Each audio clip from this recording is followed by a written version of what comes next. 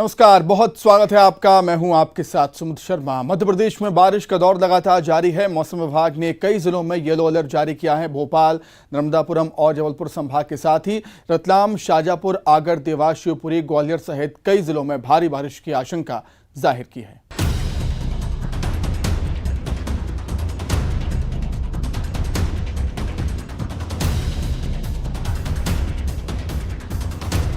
मध्य प्रदेश में आफत की बारिश जारी है।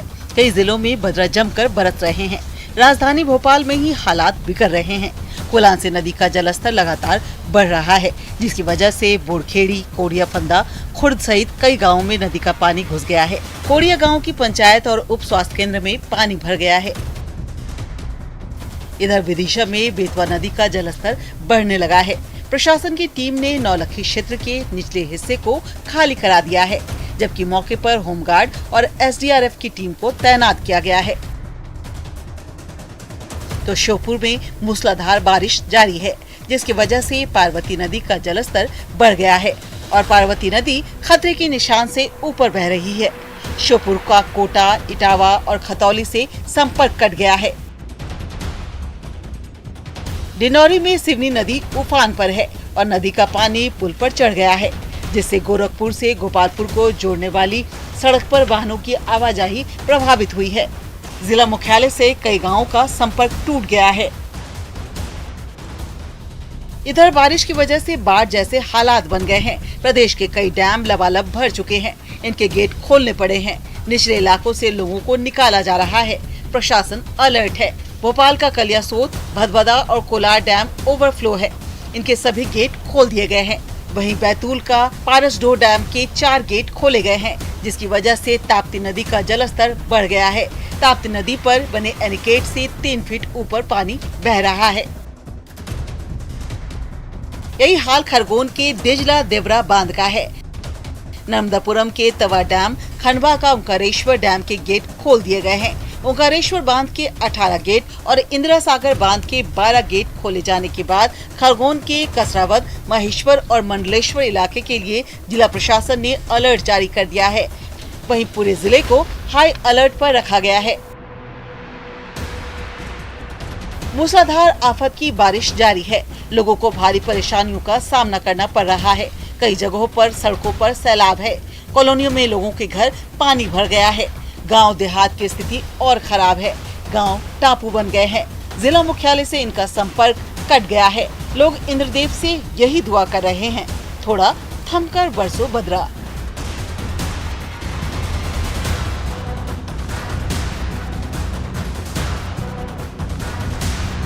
Bureau report, news 18, Madhya Pradesh, Chhattisgarh. Madhya Pradesh में कुछ दिनों से झमाझम बारिश का दौर जारी है। बारिश की वजह से प्रदेश में कई जगहों पर सड़कें उखड़ गईं। इस पर प्रदेश में सियासत भी तेज हो गई। देखिए रिपोर्ट।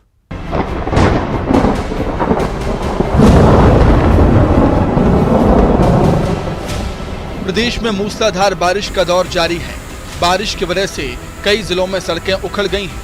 राजधानी भोपाल में पानी के तेज बहाव में नेशनल हाईवे पर बने पुल का एक हिस्सा गिर गया, तो वहीं सीहोर के रेहटी में 1 किलोमीटर सड़क पूरी तरह से उखड़ गई, जिसकी वजह से सड़क पर कई गड्ढे बन गए।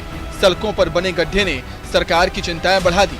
वहीं संबंधित विभाग के अधिकारी के मुताबिक बारिश की वजह से जर्जर हुई सड़कों को जल्द ही ठीक कर दिया जाएगा। पिछले वर्ष 21-22 में जो स्वीकृतियाँ प्राप्त हुई उसमें जबलपुर संभाग के अंतर्गत डिंडोरी मंडला है, जबलपुर कुंडम है, कुंडम सहपुरा है, सहपुरा डिंडोरी है, डिंडोरी से अमरकंटक वाला रोड है, ये सारी स्वीकृतियाँ प्राप्त हुई हैं। वहीं बारिश की वजह से खराब हुई सड़कों पर सियासत भी तेज हो गई है। कांग्रेस ने सड़कों की खराब हालत को लेकर सरकार पर हमला बोला। कांग्रेस प्रवक्ता भूपेंद्र गुप्ता के मुताबिक बारिश ने सरकार की क्वालिटी वाली सड़कों की पोल खोल कर रख दी, तो वहीं बीजेपी ने कांग्रेस पर पलटवार किया। बीजेपी के राज में जहाँ जहाँ सड़कें हैं, लोग पूछ रहे हैं कि भाई साहब, एक राहगीर से पूछा कि भाई साहब ये सड़क कहाँ जाती है, तो उस राहगीर ने जवाब दिया, बोले जहाँ पे नदी का बहाव तेज होता है ये सड़क उस तरफ चली जाती है। अब तो जो है पूरे पत्ते की तरह उखड़ के सड़कें बह रही हैं। और बड़ा दावा किया जा रहा था कि गडकरी जी के राज में जो है ज़बरदस्त नेशनल हाईवे बन रहे हैं। आधा पुल बह गया है समरदा वाला, तो ये जो परिस्थिति है, किस स्तर पे भ्रष्टाचार पूरे देश में मचा है, और ये गुजरात और महाराष्ट्र की कंपनियां जो है पूरे मध्य प्रदेश को खाए जा रही हैं। दरअसल झमाझम बारिश की वजह से कई इलाकों में सड़कों पर पानी भर गया है। सीहोर, विदिशा, रायसेन समेत कई रूट बंद हो गए हैं। सड़क पर जल भराव की वजह से शहरों से लेकर गाँव तक हर इलाके में सड़कें उखड़ गई हैं। कुल मिलाकर भीषण बारिश ने एमपी की सड़कों को नुकसान पहुंचाया है, जिसने मानसून के सीजन में एमपी के सियासी माहौल को गर्म कर दिया। अनुराग श्रीवास्तव, न्यूज़ 18 भोपाल। मध्य प्रदेश के नेता प्रतिपक्ष गोविंद सिंह ने बीजेपी की फायरमैन नेता उमा भारती पर तीखा हमला बोला। गोविंद सिंह ने उमा भारती के परिवार पर कई गंभीर आरोप लगाए, तो वहीं बीजेपी ने गोविंद सिंह को संयमित भाषा के इस्तेमाल की नसीहत दी।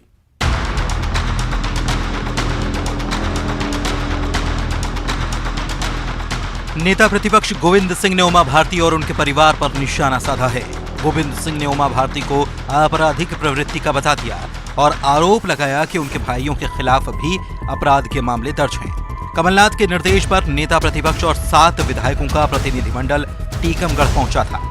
यहां नगर पालिका चुनाव में बीजेपी विधायक राकेश गिरी और पूर्व मंत्री यादवेंद्र सिंह में झगड़ा हुआ था, जिसके बाद पुलिस ने हत्या के प्रयास जैसी कई धाराओं में यादवेंद्र सिंह समेत उनके परिवार के लोगों के खिलाफ मामला दर्ज किया। कांग्रेस इन सब के खिलाफ गलत तरीके से मामला दर्ज किए जाने के आरोप लगा रही है। गोविंद सिंह ने इस मामले को लेकर एसपी पर भी आरोप लगाए। गोविंद सिंह ने इस दौरान कहा कि उमा भारती ने भी शराब की दुकान पर पत्थर फेंका था, लेकिन उनके खिलाफ कोई मामला दर्ज नहीं किया गया। खुद अपराधी है, क्या कहती है यादवेंद्र सिंह पे आप पर कार्रवाई क्यों नहीं हुई? इस पुलिस के प्रशासन को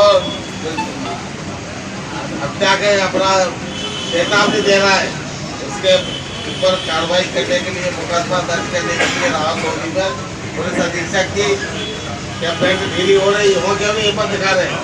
गरीबों पर जरूर उठा रहे हो। इसका सबक सिखाएंगे, आप लोग तैयारी करो और हम लोग जब तक चेयर में नहीं बैठेंगे उनको गाली का आप तो बहस हो गई, झगड़ा हुआ नहीं, मारपीट हुए नहीं। 307, 326 जैसे संगीन अपराधों में पूरे परिवार पर, बच्चों पर, महिलाओं पर मुकदमे दर्ज किए हैं। इन पर सबक सिखाने का काम करेंगे। इसको बता देंगे पुलिस अधीक्षक प्रशांत श्रीवास्तव को किस प्रकार से नौकरी करना की जाती है, सिखाया जाएगा। वहीं उमा भारती पर गोविंद सिंह के बयान को लेकर बीजेपी ने कड़ी आपत्ति जताई। रजनीश अग्रवाल ने कहा कि ऐसा लगता है कि गोविंद सिंह की मानसिक संतुलन बिगड़ चुकी है, इस वजह से वो इस तरह की भाषा का इस्तेमाल कर रहे हैं। एक वरिष्ठ नेता को इस तरह का बयान नहीं देना चाहिए। नेता प्रतिपक्ष और कांग्रेस के वरिष्ठ नेता डॉक्टर गोविंद सिंह जी लगता है मानसिक रूप से संतुलन खो चुके हैं। जो अभद्र भाषा, घटिया भाषा और जिस प्रकार की अनैतिक भाषा, गैर कानूनी भाषा उनकी है, वो ये बताती है कि उनको होश व आवास ही नहीं है कि वो किसके बारे में क्या टिप्पणी कर रहे हैं। चाहे आदरणीय उमा जी के बारे में हो या एसपी के बारे में हो, ये अक्षम्य अपराध डॉक्टर गोविंद सिंह जी ने किया है। लगता है जैसे कोई कुंठित नेता इस प्रकार की बयानबाजी कर रहा हो, ये किसी भी तौर पर स्वीकार नहीं हो सकती। एक वरिष्ठ नेता होते हुए, नेता प्रतिपक्ष होते हुए जिस प्रकार की भाषा है, ये और भी लज्जाजनक दिखाई पड़ती है। बहरहाल उमा भारती पर गोविंद सिंह के बयान पर एक बार फिर एमपी की सियासत गर्मा गई है और कांग्रेस को घेरने का एक और मौका बीजेपी को मिल चुका है।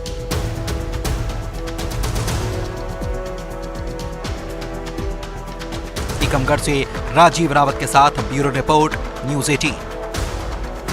इंदौर के भंवरकुआं थाना इलाके की बस्तियों में रहने वाली नाबालिग लड़कियों की खरीद फरोख्त का मामला सामने आया है और इस खुलासे के बाद खलबली मची हुई है।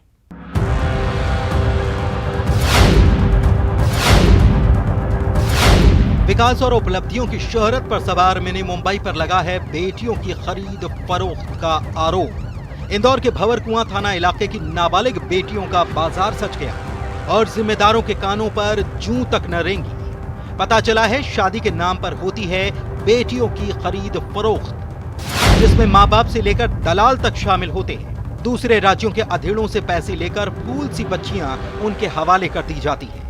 नाबालिग को बालिग दिखाने के लिए बाकायदा फर्जी आधार कार्ड तक बनाया जाता है। दलाल मोटी रकम खुद रखकर माँ बाप को भी इसका हिस्सा दे दिया करते हैं। गोपनीय पत्र के आधार पर हुई जांच ने वर्दी वालों के भी होश उड़ा दिए। जीतनगर क्षेत्र है भौरकुआ का, वहाँ पर कुछ नाबालिग जो बालिकाएं हैं उनके फर्जी आधार कार्ड बनवाकर और उनकी उम्र बढ़ाकर उसमें दर्शाई जाती है और उसके आधार पे जब उनको बालिग दर्शाया जाता है और उनकी खरीद फरोख्त राजस्थान के कुछ ऐसे क्षेत्र जहाँ पर शादियाँ लेट उम्र तक कुछ पुरुषों की कुछ व्यक्तियों की नहीं होती हैं तो उनके हवाले कर दिया जाता है और पत्नियाँ बना करके उनको कम उम्र की बालिकाओं को। सूचना की तस्दीक कराने पर सूचना सही पाई गई। पता ये भी चला कि 5 जुलाई को एक एनजीओ ने भी शिकायत की थी। इसमें एक विवाह का पूरा ब्यौरा भी दिया गया है, जिसके मुताबिक राजस्थान के करौली के व्यापारी मनोज अग्रवाल ने हाल ही में दलाल के जरिए शादी की। इसके बाद पुलिस ने 14 साल की बच्ची के बयान लिए। बच्ची ने बताया कि उसके माता पिता ने ही उसकी शादी कराई, लेकिन अब वो वापस इंदौर आ गई है। इस पूरे मामले में बस्ती में रहने वाली एक महिला भी आरोपी है, जो ऐसे घरों पर नजर रखती है जो गरीब हों और जहां नाबालिग बच्चियां हों। धीरे धीरे ये महिला माँ बाप का ब्रेन वॉश कर बच्चियों का सौदा करवाती है। इसमें लड़कियों के जो माता पिता हैं उनको और बीच में जो दलाल लोग हैं जिनने ये खरीद फरोख्त कराई है उन व्यक्तियों को और जिन्होंने ये शादी की है उन आरोपियों को सभी को इसमें आरोपित किया गया है और इनमें से करीब 4-5 लोगों की गिरफ्तारी हो चुकी है और बाकी जो शेष इसमें जो आलिप्त हैं आरोपी उनकी गिरफ्तारी शीघ्र की जाएगी। मामले के सामने आने के बाद गंभीर धाराओं में मामला दर्ज कर कुछ आरोपी गिरफ्तार कर लिए गए, जबकि दलाल दूल्हे समेत कई फरार हैं। सांप निकल जाने के बाद पुलिस वाले लकीर पीट रहे हैं, लेकिन सवाल ये कि कानून के लंबे हाथों से बचकर ये खेल होता कैसे रहा। विकास सिंह चौहान, न्यूज़ 18, इंदौर। इंदौर में फिर बाहर आया है रैगिंग का जिन और जिम्मेदार हैं की शिकायत और संज्ञान जैसे शब्दों में उलझे हुए हैं। हैरत इस बात की भी है कि इंदौर के मामले की शिकायत दिल्ली में की गई थी।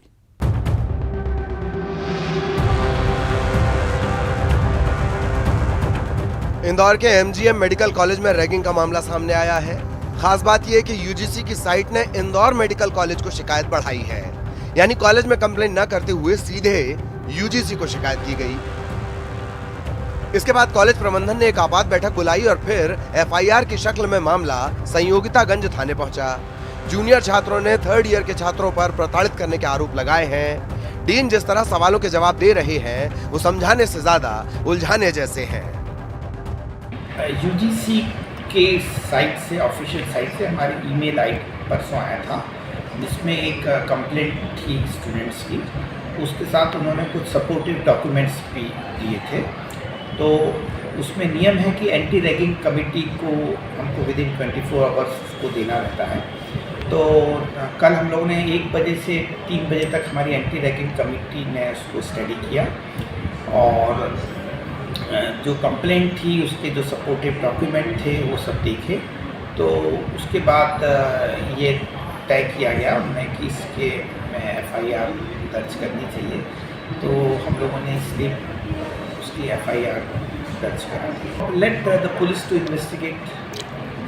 प्रताड़ना का भी कुछ मामला है इसमें? नहीं, मतलब वो पुलिस को उसको इन्वेस्टिगेट करेगी और सब चीज़ें।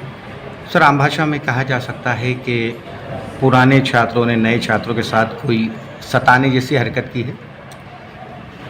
मतलब रूटीनली जो कंप्लेंट हैं वो तो इसी प्रकार की हैं।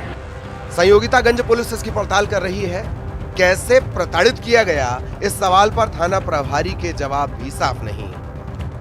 एंटी रैगिंग एक्ट के अंतर्गत कायमी की गई है, जिसमें एमजीएम कॉलेज के कोई जूनियर छात्र द्वारा एक जो रैगिंग में शिकायत की साइट होती है उस साइट पर कंप्लेंट की थी।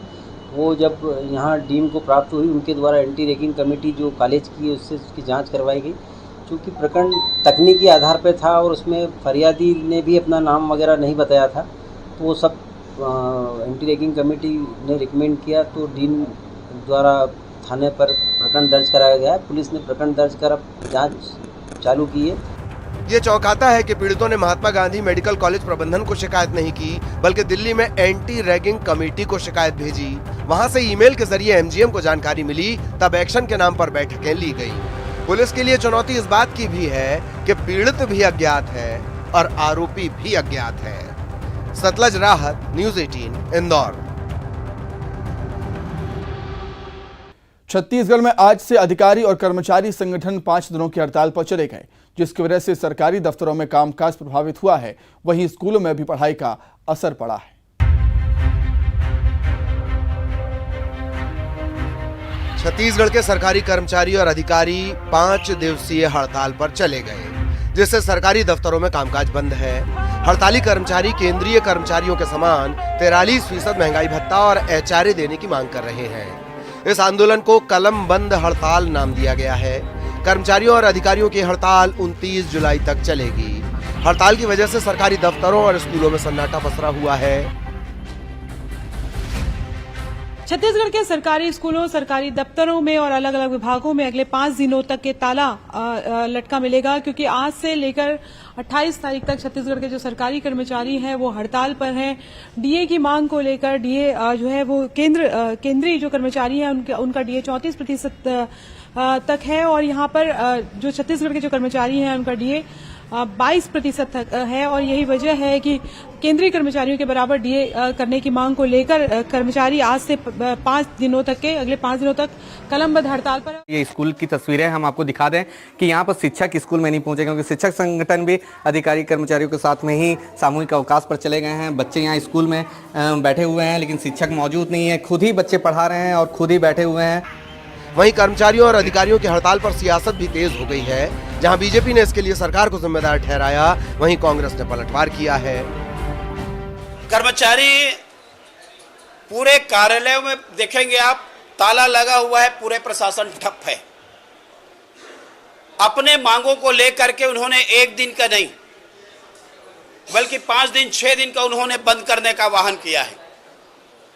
चुनाव के पहले कांग्रेस के द्वारा लगातार उनके कैंपों में गए, टेंटों में गए, घोषणा किए, और घोषणा करने के बाद में आज 3.5 साल का समय निकल गया। धैर्य की सीमा उनकी टूटती जा रही है। ये सरकार का विश्वास खत्म हो गया, और इसके बाद में अपने मांगों को लेकर के उनके द्वारा ये जो कलम बंद और जिस प्रकार से हड़ताल किए हैं, हम उन मांग का समर्थन करते हैं। अब उनकी डीए की मांग है, सरकार इसमें विचार कर रही है, लेकिन एकदम से 3 दिन 4 दिन का स्ट्राइक का उन्होंने नोटिस दिया हुआ है। मैं ऐसा समझता हूं कि ये सरकार के और आदरणीय मुख्यमंत्री जी के संज्ञान में है। कर्मचारियों की हड़ताल से पहले ही दिन सरकारी कामकाज प्रभावित हुआ। इस हड़ताल में छत्तीसगढ़ के 80 से ज्यादा कर्मचारी और अधिकारी संगठन शामिल हैं। केंद्र के समान भत्ते की मांग को लेकर 29 जुलाई तक कर्मचारियों की हड़ताल जारी रहेगी, जिससे करीब 1 हफ्ते तक सरकारी दफ्तर में कामकाज ठप रहेगा और लोगों को सरकारी काम कराने में काफी मुश्किलों का सामना करना पड़ेगा। रायपुर से ममता लांजेवार के साथ ब्यूरो रिपोर्ट, न्यूज़ 18। तो इसी के साथ ही खास खबर में फिलहाल